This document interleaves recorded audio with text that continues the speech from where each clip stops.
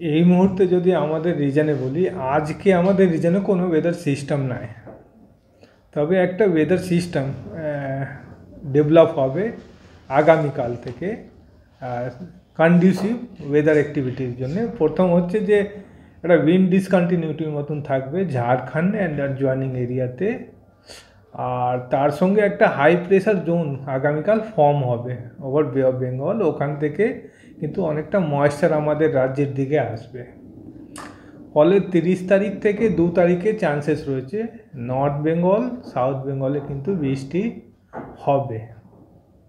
খুব স্পেসিফিক যদি বলি 30 তারিখ আগামীকাল যে বৃষ্টিগুলো হবে east Bardhaman, Nadia, north south 24 Pargana, কিন্তু সেকেন্ড হাফ থেকে প্রথম হাফে খুব একটা চান্সেস নাই।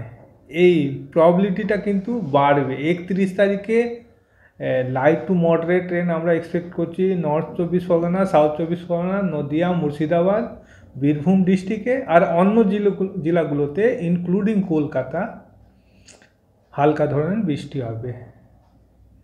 2 তারিখে সব জায়গায় মোটামুটি বৃষ্টি হবে, তবে লাইট টু মডারেট রেন হবে নর্থ সাউথ 24 পরগনা, নদিয়া ডিস্ট্রিক্টে, আর অন্য ডিস্ট্রিক্টগুলোতে কিন্তু লাইট রেন হবে, ইন্টেন্সিটি এতটা থাকবে না।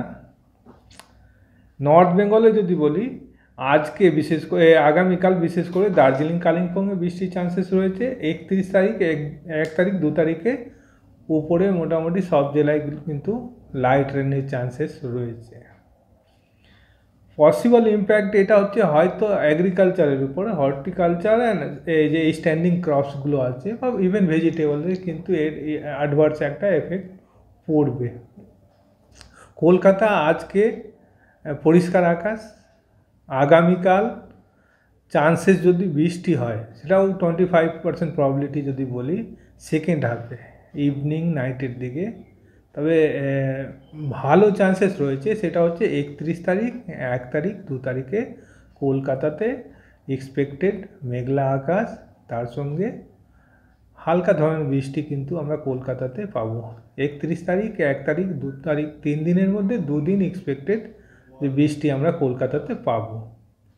তাপমাত্রা যদি বলি কলকাতা অ্যান্ড সাউথ বেঙ্গলে সব জায়গায় কিন্তু আগামী 2 দিনের মধ্যে 2 থেকে 3 ডিগ্রি টেম্পারেচার বেড়ে যাবে।